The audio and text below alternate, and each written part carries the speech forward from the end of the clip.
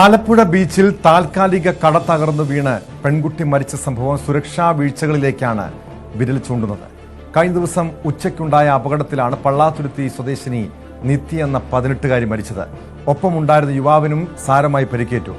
മഴ കൊള്ളാതിരിക്കാൻ ഇവർ കയർന്നുവന്ന താൽക്കാലിക കട കാറ്റിൽ തകർന്നു വീഴുകയായിരുന്നു. ബീച്ചിൽ കടകൾ നിർമ്മിക്കാൻ യാതൊരു മാനദണ്ഡങ്ങളും പാലിക്കുന്നില്ലെന്നാണ് ആക്ഷേപം. നിത്യേന നിരവധി സന്ദർശകർ ബീച്ചിൽ എത്തുന്നുണ്ടെന്നിരിക്കെ ഇത്തരം കാര്യങ്ങളിൽ അധികൃതർ യാതൊരു ശ്രദ്ധയും പുലർത്താറില്ലെന്ന് സമീപവാസികളും കുറ്റപ്പെടുത്തുന്നു. ശരണ്യ സ്നേഹജൻ ചേരുന്നുണ്ട് വിവരങ്ങളുമായി. ശരണ്യ, കഴിഞ്ഞ ദിവസമാണ് ഈ ദാരുണമായ സംഭവം ഉണ്ടായത്. നിത്യ എന്ന ഈ പെൺകുട്ടിക്ക്, അതായത് 18-കാരി മരിക്കുന്നു, ഒപ്പമുണ്ടായിരുന്ന യുവാവിന് സാരമായി പരിക്കേൽക്കുന്നു. കൃത്യമായ സുരക്ഷാ വീഴ്ച, മാനദണ്ഡങ്ങൾ കാറ്റിൽ പറത്തിയുള്ള നിർമ്മാണ പ്രവർത്തനങ്ങൾ ആലപ്പുഴ ബീച്ചിലടക്കം ഉണ്ട് എന്നാണ് മനസ്സിലാക്കാൻ കഴിഞ്ഞത്. എന്ത് നടപടിയാണ് പ്രത്യേകിച്ച് ഈ സംഭവത്തിന്റെ അടിസ്ഥാനത്തിലെങ്കിലും നടപടി സ്വീകരിക്കാൻ അധികൃതർ തയ്യാറായിട്ടുണ്ടോ? ടോമെ, ആലപ്പുഴ ബീച്ചിൽ ആയിരക്കണക്കിന് സന്ദർശകരാണ് നിത്യേന വന്നു പോകുന്നത്. പലരും ബീച്ചിൽ നിർമ്മിച്ചിട്ടുള്ള ചെറിയ, നമ്മൾ ദൃശ്യങ്ങളിൽ കണ്ട നിത്യയുടെ മരണത്തിലേക്ക് നയിച്ച, അപകടത്തിലേക്ക് കൊണ്ടെത്തിച്ച ആ കടകൾ ഉൾപ്പെടെയുള്ള നിരവധി കടകളാണ് ആലപ്പുഴ ബീച്ചിലുള്ളത്. ഇത് തുറമുഖ വകുപ്പിന്റെ ലൈസൻസോടു കൂടിയാണ് ഈ കടകൾ പ്രവർത്തിക്കുന്നത് എന്നുള്ളതാണ്. പക്ഷേ ഈ ലൈസൻസിൽ കൊടുത്തിരിക്കുന്ന ചില മാനദണ്ഡങ്ങളുണ്ട്. ആ മാനദണ്ഡങ്ങൾ ഈ കടകളുടെ കാര്യത്തിൽ പാലിക്കപ്പെട്ടിട്ടുണ്ടോ എന്നുള്ളതാണ് പ്രധാനമായി പരിശോധിക്കേണ്ടത്.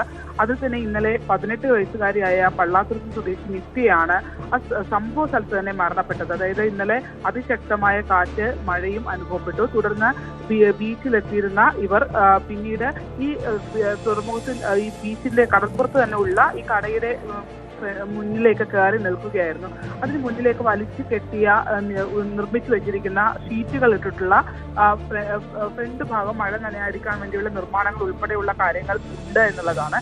അവിടെ നിൽക്കുന്നതിനിടയിലാണ് ശക്തമായ കാറ്റ് വീശുകയും ഇവരുടെ ദേഹത്തേക്ക് ആ ഇരുമ്പ് കൊണ്ട് നിർമ്മിച്ച ആ കട മറിഞ്ഞു വീഴുകയും ചെയ്യുന്നത്. നിത്യ ആ സമയത്ത് തന്നെ, അതായത് സ്പോട്ടിൽ തന്നെ നിത്യ മരണപ്പെട്ടു എന്നുള്ളതാണ്. കൂടെ ഉണ്ടായിരുന്ന യുവാവിന് ഗുരുതരമായ പരിക്കാണ്, പാതിരപ്പള്ളി സ്വദേശിയായ യുവാവിന് ഗുരുതരമായ പരിക്കാണ് ഉണ്ടായിട്ടുള്ളത്. ഇദ്ദേഹത്തെ ഇൻഡോ അമേരിക്കൻ ഹോസ്പിറ്റലിൽ ഇപ്പോൾ പ്രവേശിപ്പിച്ചിരിക്കുകയാണ്.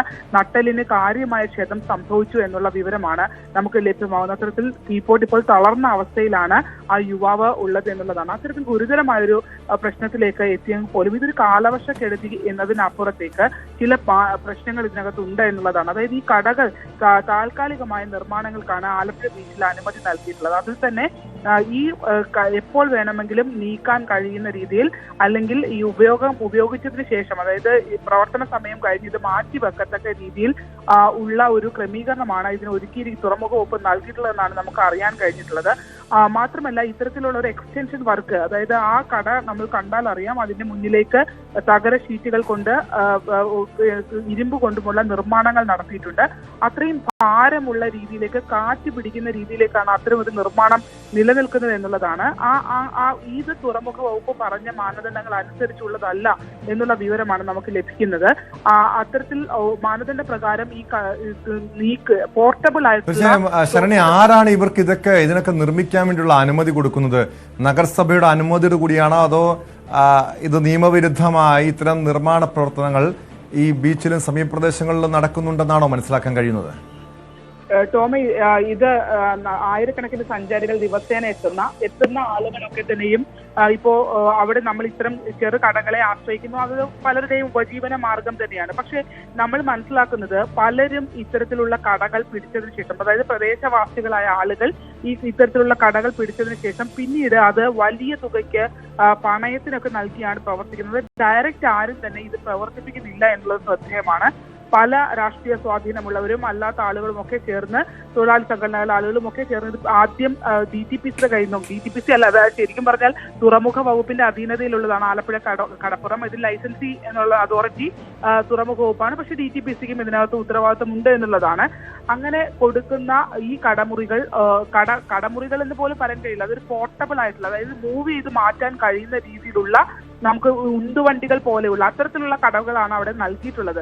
അതിനെയാണ് കുറെ കൂടി മോഡിഫൈ ചെയ്തുകൊണ്ട് ആ രീതിയിൽ അശാസ്ത്രീയമായ പല ക്രമീകരണങ്ങളും അവിടെയുള്ള ആളുകൾ ചെയ്തിട്ടുണ്ട് എന്നുള്ളതാണ്. അത്തരത്തിലുള്ള ക്രമീകരണങ്ങൾ ഒരുക്കിയപ്പോൾ, പ്രത്യേകിച്ച് നല്ല കാറ്റുള്ള ബീച്ച് പോലെയുള്ള ഒരു ഇടത്ത് ഇങ്ങനെ ഇപ്പോൾ ഒരു വലിയൊരു അപകടം നടന്നിരിക്കുന്നു എന്നുള്ളതാണ്. അതായത് 2 യുവാക്കളായ ആളുകളുടെ ജീവിതത്തെ പൂർണ്ണമായി തകർക്കുന്ന രീതിയിലേക്ക് ഒരു അപകടമാണ് ഇപ്പോൾ നടന്നിരിക്കുന്നത്. അതിൽ പോർട്ട് ഈ ലൈസൻസ് നൽകിയിട്ടുള്ള മാനദണ്ഡങ്ങൾ അനുസരിച്ചല്ല ഈ കടകൾ പ്രവർത്തിക്കുന്നതെന്ന് വ്യാപകമായ ആരോപണം ഉയരുന്നുണ്ട്.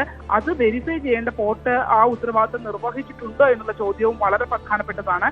അത്തരമൊരു കാര്യം അവിടെ നടന്നിട്ടില്ല എന്നുള്ളതാണ്. നമുക്ക് ആ മറിഞ്ഞ കട കണ്ടാൽ തന്നെ അറിയാം, അതിന് ഫ്രണ്ടിലേക്ക് ഷീറ്റുകൾ വലിച്ചു കെട്ടിയിട്ടുണ്ട്, ഇരുമ്പ് വെച്ചിട്ടുള്ള കൺസ്ട്രക്ഷൻ നടന്നിട്ടുണ്ട്. അത് ഈ മാനദണ്ഡങ്ങൾ പ്രകാരമുള്ളതല്ല എന്നുള്ളതാണ് മനസ്സിലാകുന്നത്. ഇന്നലെ നല്ല മഴയും കാറ്റും ഒക്കെ ഉണ്ടായിരുന്നത് കൊണ്ട് ആളുകൾ വളരെ കുറവായിരുന്നു എന്നുള്ളതാണ്. പക്ഷേ നമ്മൾ അപ്പോൾ തന്നെ ആ ദൃശ്യങ്ങൾ കാണാം, പല കടകളുടെയും ഫ്രണ്ടിൽ ആളുകൾ ഇത്തരത്തിൽ മഴ പെയ്തപ്പോൾ കയറി നിന്നിട്ടുണ്ട്. അങ്ങനെ കയറി നിന്ന് രണ്ടുപേരുണ്ട്, ഒരു 18കാരിയുടെയും ഒപ്പം തന്നെ മറ്റൊരു യുവാവിന്റെ ജീവിതത്തിൽ തന്നെ ആരോഗ്യപരമായ ഒരുപാട് പ്രശ്നങ്ങൾ ഉണ്ടാക്കുന്ന രീതിയിൽ ഒരാളുടെ മരണത്തിലേക്കും മറ്റൊരാളെ തളർത്തുന്ന രീതിയിലേക്കും ആ അപകടം മാറി എന്നുള്ളതാണ്. എന്നാലും ഇതിൽ വിശദമായ പരിശോധന വേണം എന്നുള്ള ഒരാവശ്യമാണ് ഇപ്പോൾ ഉയർന്നുകൊണ്ടിരിക്കുന്നത്.